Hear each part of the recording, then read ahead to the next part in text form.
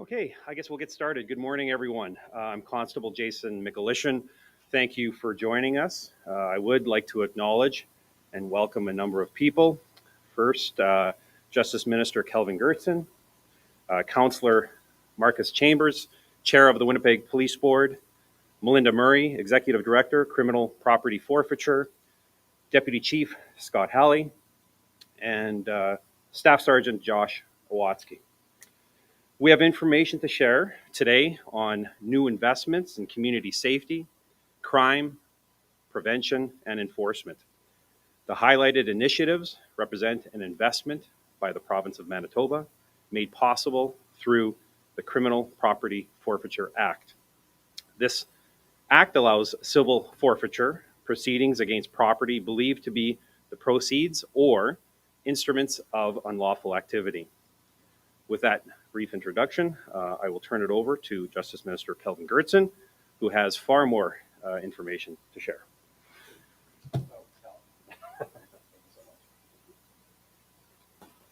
Good morning, everybody. I hope and trust everybody had a great Canada Day-long weekend. I want to begin, as I normally do when I'm here at the Winnipeg Police Service, by thanking the men and women of the Winnipeg Police Service and all of our law enforcement around Manitoba who are always doing a difficult job, often in difficult circumstances, working to keep the community safe. And so we're grateful for the work that they do each and every day. One of the outcomes of the work that they do are proceeds of crime.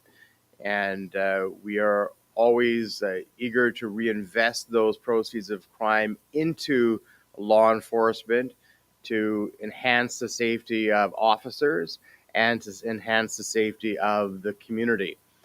The province has previously announced some investments when it comes to the Winnipeg Police Service and proceeds of crime. The total of the investments is $1 million, or a little bit more than $1 million.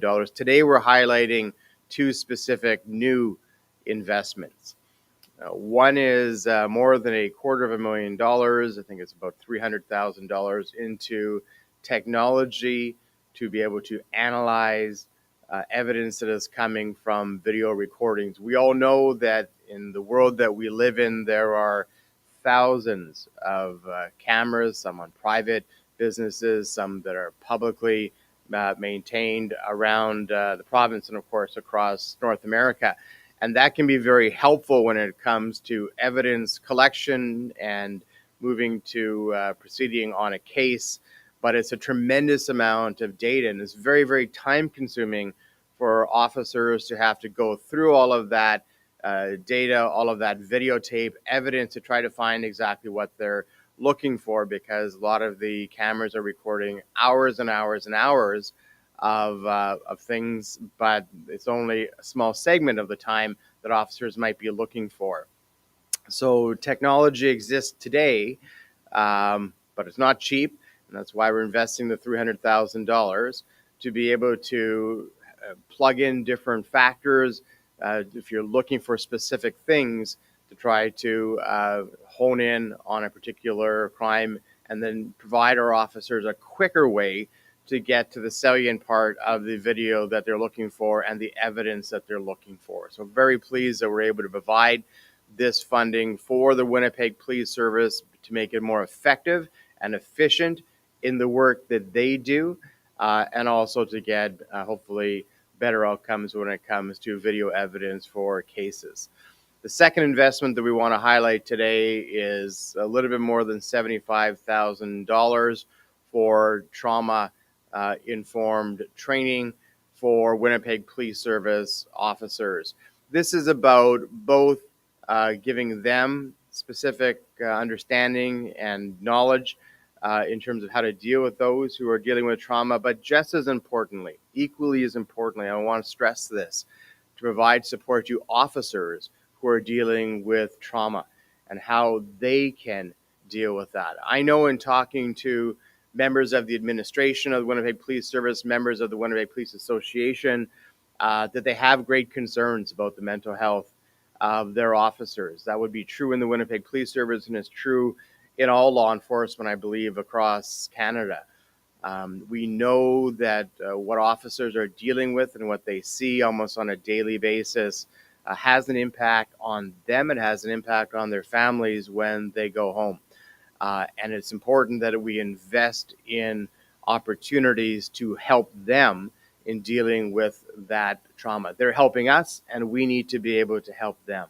So these are two very important announcements. One, that helps them do their job better, to ensure we can analyze the evidence that we're getting from videos around Manitoba when it comes to crimes. The other is to support officers who are dealing with a great deal of trauma.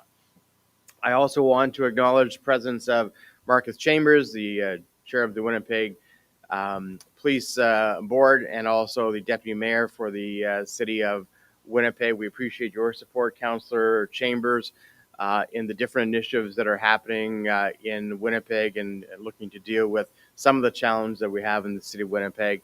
And we always appreciate your support in making these initiatives happen. So with that, I know there'll be greater details in terms of the technology that's been announced and the programming for the trauma-informed support. And then following that, I'm sure there'll be an opportunity to take your questions. Thank you very much.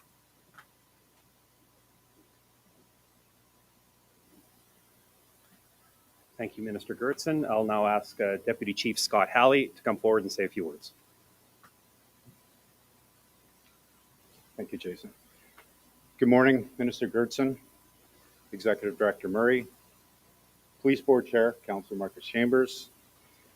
In recent years, society has become increasingly more aware, accepting, and understanding of the importance of mental health. Across Canada, and indeed the world, we've seen a determined desire and an effort to reduce the stigma of mental health injuries and to advocate for more supports and programs to address what some have described as a public health crisis. First responders are no different than anyone else. We're all human beings. We're not immune to the damaging impacts of stress and the repeated exposure to trauma that are inherent in all emergency services. Increasingly, we've seen a shift in workplace culture that has led to a greater understanding of the impacts of stress and the requirement, the duty of employers to protect their people and to prevent as much as possible the damaging impacts of stress and trauma. The Winnipeg Police Service already has a very robust wellness program that includes a psychologist, wellness officers, a peer support program, and a chaplaincy program. But there's always a need for more supports and training that prioritizes the mental health and well-being of our members. The core tenet of trauma-informed leadership training is the understanding that organizational stress is best mitigated and managed by informed leaders who advocate for a culture of care, one that normalizes psychological health and works to proactively counter stigma. Leaders who are focused on their people, who value attuned and supportive relationships with those that they lead. This training is designed to help our members develop the psychological knowledge and skills to address potentially traumatic events before they happen and as they happen, to build resiliency, to prevent mental health injury, to reduce the cumulative impact of stress, and to protect the health and collective wellness of those who serve our community. I want to recognize the Government of Manitoba, Premier Stephenson, Minister Goertzen, and the Criminal Property Forfeiture Program Executive Director Melinda Murray for funding this initiative, which will allow 200 of our members, both police and civilian, to undertake this training. This demonstrates a recognition of the challenges posed by the policing profession and the dangers that our members face out there every day, including the invisible and insidious effects posed by stress and trauma. But more than that, The government of Manitoba has made a commitment to prioritize the health and wellness of our members. And for that, I'm truly grateful and humbled. So on behalf of all members of the Winnipeg Police Service, a heartfelt thank you for caring about us. Thank you.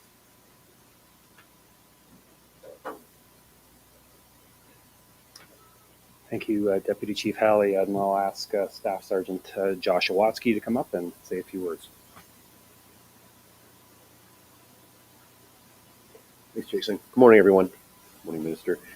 The Minister was correct when he said that the acquisition of video evidence analysis will save hours and hours of investigators' work. It actually will literally save thousands of hours of investigators sitting, combing through video evidence. But what I think this really speaks to is it will help investigators close files and get answers to victims' families, to their friends, especially when it pertains to serious crimes such as homicide, serious assaults. And it will allow them to then continue and move on to the other files that they have to deal with on a daily basis. I don't think I can do a better job than how you describe the technology. It does essentially just analyze video from multiple sources and will then provide the information the investigator is looking for, hopefully, in order to speed up the time frame in which they need to investigate their files. So that's really all I can speak to at this time on the technology. Following any questions, but that's all I have for you. Thank you.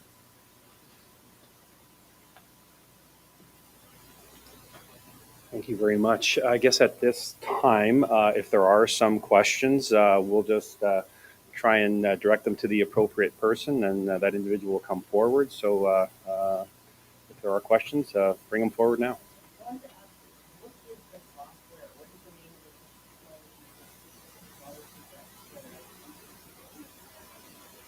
Yep, come on up.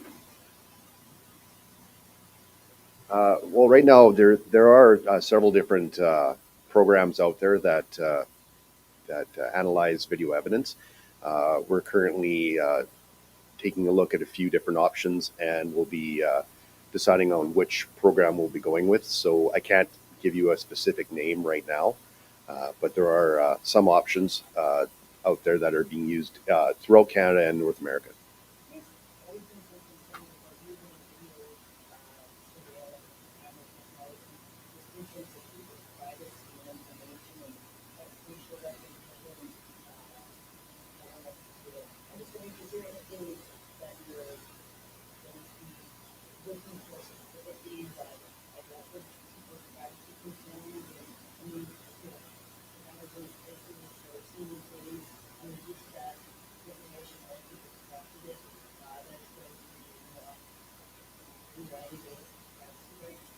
Well, with the way the programs work and how the investigators operate when they're going through video evidence is that we're looking for specific things. So we don't just throw out a blanket screenshot of just anything.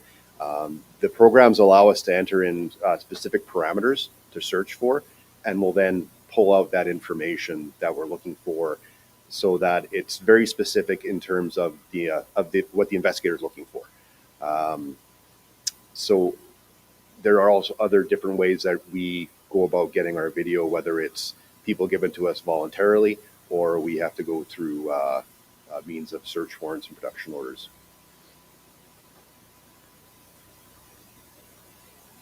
Now, if the officers want to do, I don't want to stumble on what it's on, what's the procedure for that? Something else pops up one is this problem. Is there a procedure for now? Well, if the officers see a criminal offense that's occurred, they'll obviously investigate it, and it will depend on what the offense is as to who will investigate the offense. But we wouldn't just ignore it. We would take steps to look into what the offense was and if there is actually an offense.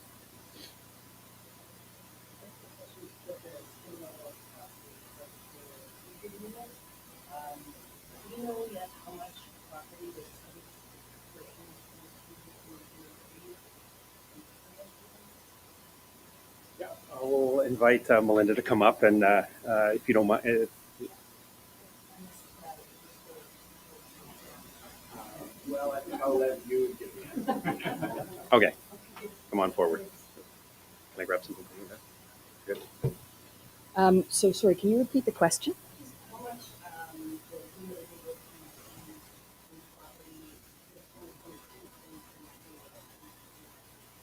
Yes, we're just finishing up the annual report, which we'll then place on our website shortly. But the total for that past year was, so you're asking 22-23, right? Which ended March 31st. So approximately $7 million. I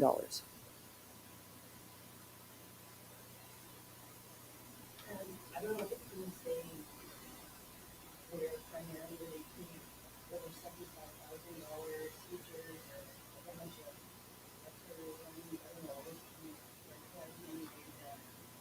Well, we have two streams, right? So we'll proceed, anything under 75,000 is an administrative forfeiture stream. And then we deal with the statement of claim, and the judicial forfeiture is anything 75,000 and above. And most of them have been probably 75,000 and above. So, anytime police stop someone and there's drugs and cash in the vehicle, for example, then we go after that. And then, so those are bigger amounts. Maybe inflation has something to do with it.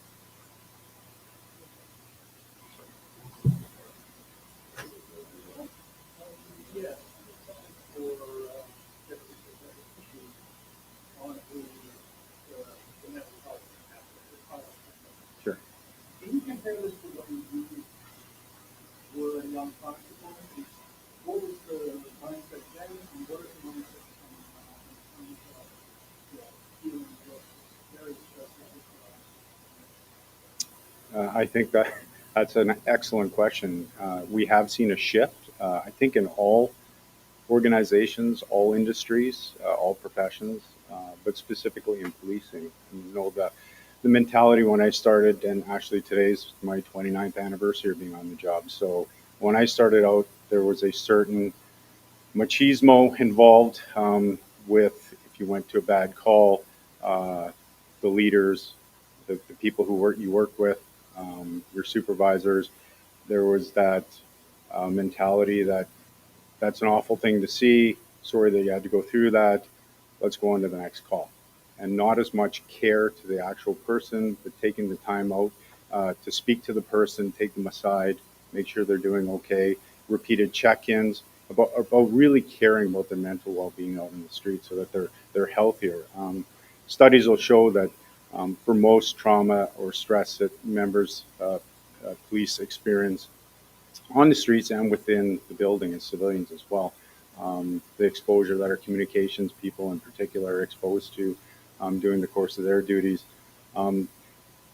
If there's amount of time spent trying to work their way through mentally what they've encountered, what they've seen, that there is that ability to heal, to be healthy, and to move on to the next call, to build resiliency. And this training is really about changing that mentality. It's not about suck it up, move on to the next call. It's about showing care and compassion for people and making sure that they're healthier, because a healthier organization, healthier police civilians perform a better service for the community.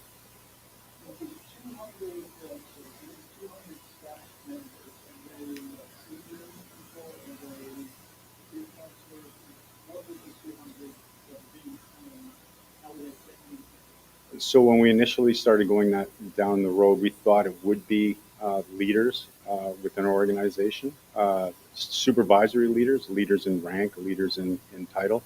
But what was recognized was it needs to be a blend of police and civilian leaders, and not just leaders in rank or title. It's about leaders, those informal leaders on our platoons, members that have a reputation, that are well respected, to take that training as well. It's about looking out for the person beside you in the cruiser car or at the phones in the communication center, but it's also looking after people that work for you.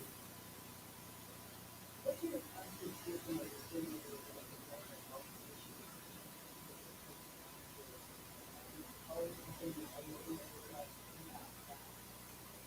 Yes, I don't have the numbers in front of me right now, but as we're seeing in a lot of police agencies right across the country, there is that recognition of the impact of stress and trauma on mental health and the PTSD that spawns from that. I would say that we are not as bad off as some police organizations are. I know some have been in the media lately about the number of absenteeisms that they're experiencing. We're not remotely at that level, but it is about preventative measures to ensure that we don't end up going down that road. And really, it's about protecting our members and making sure that their health and wellness is protected, and we prevent them from injury as much as possible, because they're going home to their families at the end of the day, and we want our members coming on the job to be as healthy going off the job. How does it impact culture of the people? I don't know, I think there's some lack of workshops and seminars, you might just see communications and stuff before the affecting the culture is really hard, so I'm wondering if it's like looking more or I think we're also assisted by the generational shift that we're seeing in the workplace right now. The baby boomers. When I started out, it was a generation before the baby boomers that were the leaders within our organization, and I think as we're seeing the generational shift, the recognition across society that mental health is a real concern and a real issue, and it needs to be taken care of. Like a person's body needs to be taken care of, so does their mind. And I think that we're seeing that shift in culture is assisting us, plus a generational shift as well. But we have done training. We've put 100 of our members through already as a result of the funding provided by criminal property forfeiture. And I can say that we just got the course evaluation back, and the response was overwhelmingly positive. And it is challenging in the policing organization to do training like that and to be more vulnerable in our everyday interactions with the people within our organization. But it was very well received, and the response has been, as I said, overwhelming.